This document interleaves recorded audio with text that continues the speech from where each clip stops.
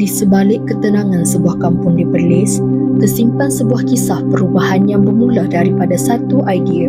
Sebuah kawasan yang dahulunya dikenali sebagai perkampungan biasa, kini mula berubah wajah apabila elemen warna, kreativiti dan pembangunan komuniti digabungkan menjadi satu identiti baharu.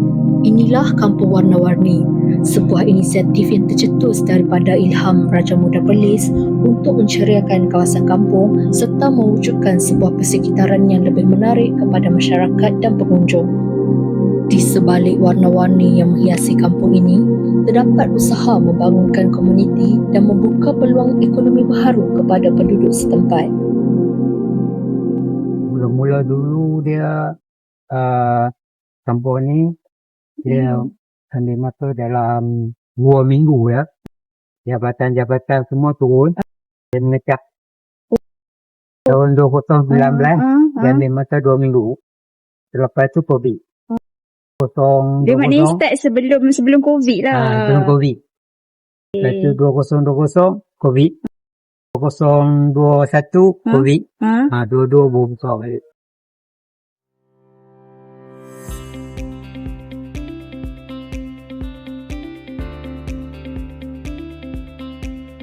Orang kampung ni yang ada modal lah.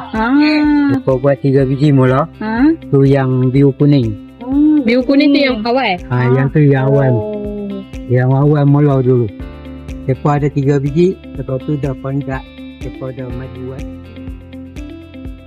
Colei dengan reka bentuk yang berwarna-warni dan unik menjadi sebahagian daripada tarikan pengunjung. Dia akses Wangku Raja Muda Perlis. Dana daripada dia.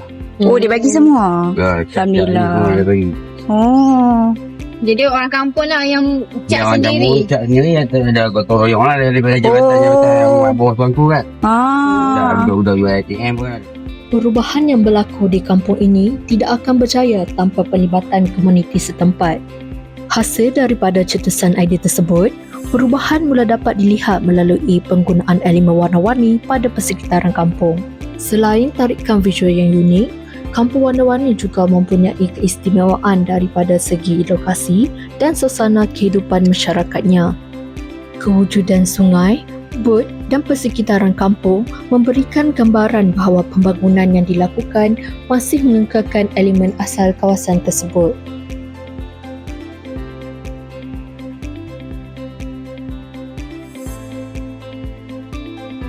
Pembangunan Kampung Warna-Warni turut memberi kesan kepada ekonomi masyarakat setempat. Bawa idea tu daripada luar lah. Dia duduk tu melancong lalu dia tengok tempat orang menarik kan. Dia timbul nak buat. Walaupun berskala kecil, aktiviti ini membantu membuka ruang kepada penduduk untuk menjana pendapatan tambahan serta memperkenalkan hasil tempatan kepada masyarakat luar.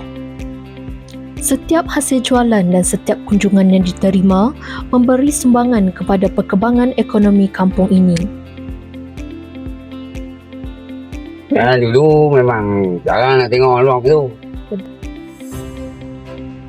Dia pun tak banyak. Tahun banyak. Ni petang-petang memang jam yang kacau lah. Makanan tradisional seperti putu mayang yang dimakan bersama kuah laksa bukan sahaja menarik pengunjung, malah membantu menggerakkan ekonomi kecil komuniti. Kita nak boost dari segi pelancongan dan juga dari segi bisnes lah.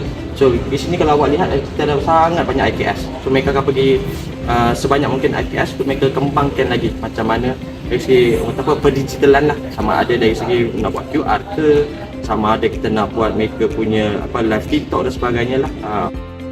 Makanan tradisional ini dihasilkan setiap hari di kedai bagi mengekalkan keaslian cita rasa warisan. Dia ada bahan letak timun semua macam laksa biasa. Ada juga. Ada.